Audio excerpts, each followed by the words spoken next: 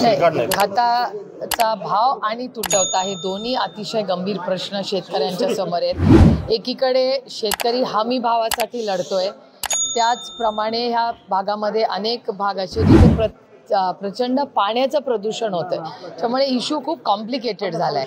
एक तर महागाई वाढलेली आहे, दुसरं शेतीला हमी भाव मिळत नाहीये, तिसरं अनेक भागांमध्ये पाण्याचं प्रचंड प्रदूषण होतंय। त्याच्यामुळे या सगळे कॉम्प्लिकेटेड इश्यूज आहेत आणि आत्ताच मी कलेक्टरांशीही बोललेले आहे या सगळ्याच बाबतीत। आज संध्याकाळी ह्या भागातले अनेक लोक जाणार आहेत गोखले इन्स्टिट्यूट करून ह्या भागातलं पाणी स्वच्छ कसं करता येईल ह्याच्यासाठी आम्ही एक प्रस्ताव केलेला आहे। त्यानंतर मी स्वतः पार्लमेंटमध्ये ह्या सगळा जो शेतकऱ्यांचे प्रश्न आहेत ते बजेटमध्ये मांडणार आहे। आणि एक गोष्ट आणि एक चिंताजनक आहे ज्याची चर्चा शेतकऱ्यांनी माझ्याशी केली, पीक विम्याची। कारण का पीक विमा एकीकडे आम्ही सगळे म्हणत होतो पीक विमा सगळ्यांनी घेतलाच पाहिजे, सरकार कुणाचंही असू दे, काही गोष्टींमध्ये कॉमन मिनिमम प्रोग्राम घेऊन आपण सगळ्यांनी एकत्र काम केलं पाहिजे। त्याच्यामुळे पीक विमा हा झाला पाहिजे। कालच तुमच्याच चॅनलवर मी या राज्याचे कृषी मंत्र्यांनी असं सांगितलं की प्रचंड भ्रष्टाचार, हे माझे शब्द नाही आहेत, दाखवणार असाल तर पुरं माझं स्टेटमेंट दाखवा।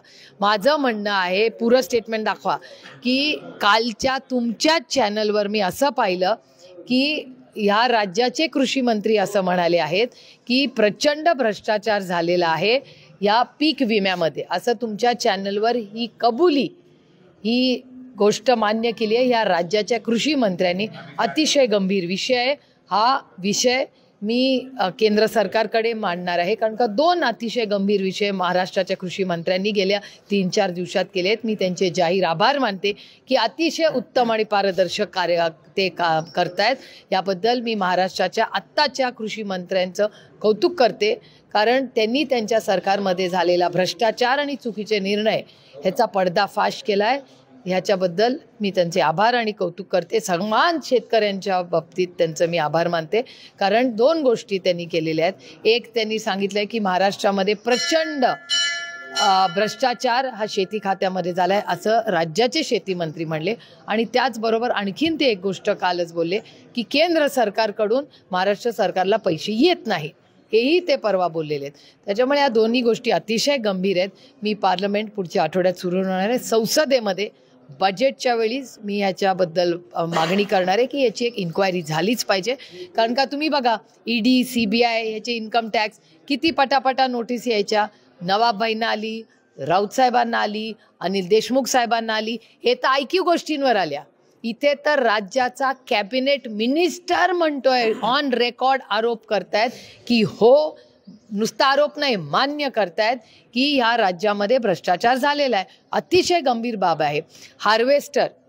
हार्वेस्टरचा शेतकऱ्यांचा झालेला भ्रष्टाचार, पीक विम्याचा झालेला भ्रष्टाचार आणि केंद्र सरकार महाराष्ट्राला निधी देत नाहीये शेतकऱ्यांसाठी, ह्या तिन्ही गोष्टी महाराष्ट्र सरकारच्या कॅबिनेट मंत्र्यांनी तुमच्या चॅनलवर सांगितलेल्या आहेत।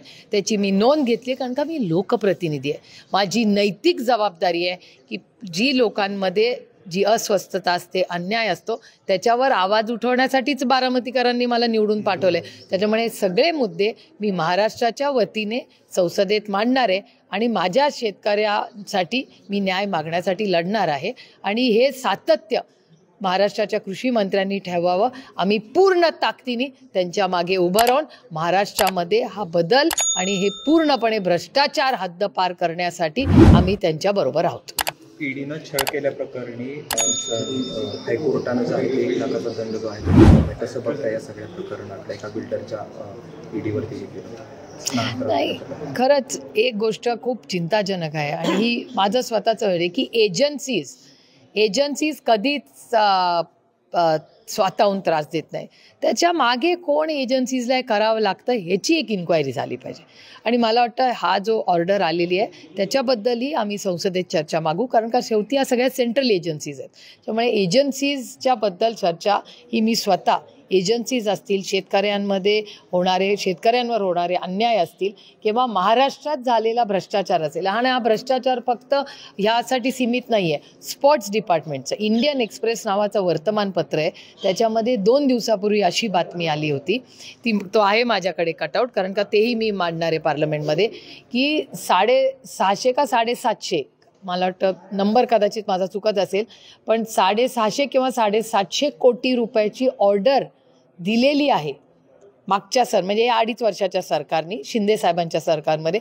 त्या ह्या स्पोर्ट्स मिनिस्टरनी विड्रॉ केलं आहे की त्याचा दर्जा चांगला नाही म्हणून. म्हणजे सरकार तेच होतं ना 2.5 वर्षात.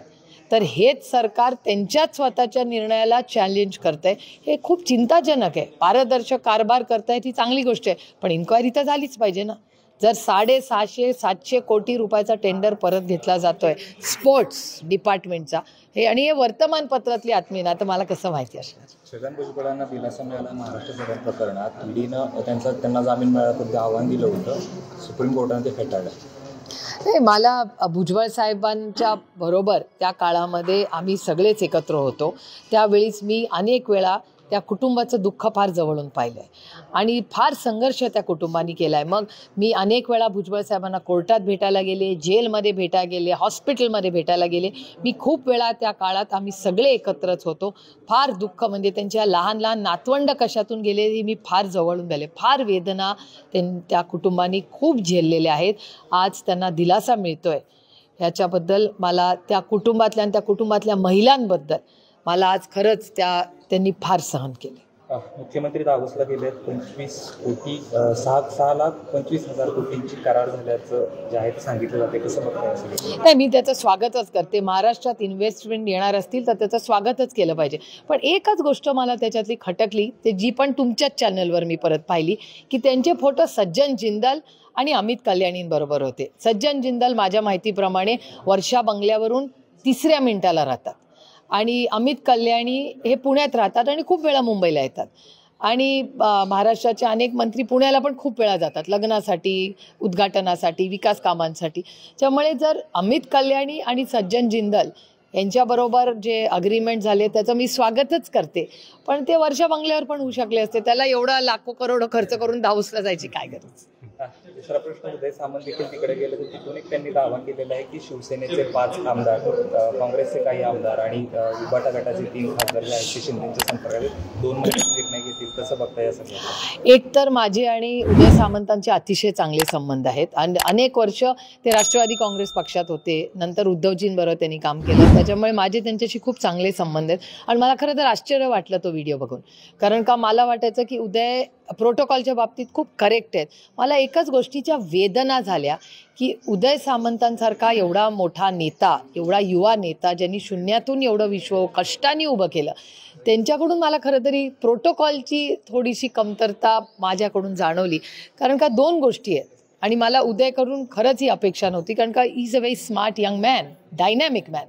आणि त्यांनी काय केलं, 2 गोष्टी मला आश्चर्य वाटल्या की एक तर मॅग्नेटिक महाराष्ट्राचा आणि आमदार खासदार फोडण्याचा काय संबंध, पहिला मुद्दा. एक तर कारण का ते मॅग्नेटिक महाराष्ट्रासाठी दावोसला गेलेत ना, पक्ष फोडायला तर नाही, तिथली काही स्विस कंपनी फुटत नाही आहे कुठली, तिथलं सरकार काय बदलत नाही आहे, ते एक. आणि दुसरं की फॉरेन सॉईल हा नियम आहे या देशाचा, संविधानाप्रमाणे आहे तो प्रोटोकॉल, की जेव्हा आपण परदेशात जातो तेव्हा आम्ही देशाच्या पक्षाच्या बद्दल काही बोलत नाही. मी अनेक वेळा युनायटेड नेशन्सला सरकारच्या वतीने गेलेले आहे. सुषमा स्वराजांचा मोठेपणा होता तो की मी जरी विरोधी पक्षातले असले तरी भारताच्या वतीने मला न्यूयॉर्कला पाठवलं होतं सुषमाताईंनी. तेव्हा जी पक्षात देशाची लाईन ती आमची लाईन, तिथे राजकारण नाही करायचं. त्याच्यामुळे ह्या देशाचा नियम कायदा असा आहे की जेव्हा तुम्ही परदेशात जाता तेव्हा देशाच्या विरोधात किंवा कुठलाही राजकीय विषय आपण मांडायचा नसतो. हा पहिला मुद्दा. आणि दुसरं, दावोसला मागे मॅग्नेटिक महाराष्ट्र असताना एखादा पक्ष फोडणं हे किती योग्य आहे ह्याचा विचार आणि माझ्या खरं तर उदयकडून जास्ती अपेक्षा होते. त्याच्यामुळे मला खरं तर ते डिस्टर्बिंग वाटलं. दुसरं कोणी केलं असताना तर मला आश्चर्य वाटलं नसतं, पण उदय सामंतांकडून माझ्या जास्त अपेक्षा. राधाकृष्ण विखे पाटील काल सोलापूरला होते आणि ते असं म्हटलं की वाळूच्या गाड्यांवर थोडं दुर्लक्ष केलं तरी चालेल. याआधी देखील प्रशासनाला सांगितलं. कसं बघता याकडं? खरं तर मोठ्या प्रमाणात वाळू उपसा अनेक भागामध्ये होतो, एखादा मंत्री त्या ठिकाणी सांगतो काय नक्की असं म्हणाले ते? मी तर एक ऐकलेलं नाही आहे स्टेटमेंट, त्याच्यामुळे मी बोलणं योग्य होणार नाही. पण जर ते म्हणले असतील तर स्टेटमेंट ऐकून मी नक्कीच त्याच्यावर बोलू. एक शेवटचा प्रश्न विचारतो. बच्चू कडू असं म्हणतात की लवकरच शरद पवारांचा पक्ष आणि उद्धव ठाकरे भाजपसोबत जातील आणि भाजपची जी गरज होती अजित पवारांची शिंदेची संपलेली आहे. मला नाही माहिती, मी नाही स्टेटमेंट ऐकलं. गरजा हिंदुस्तान चॅनलला सबस्क्राईब करा. आणि ताज्या घडामोडी जाणून घेण्यासाठी बेल आयकॉनवर प्रेस करा.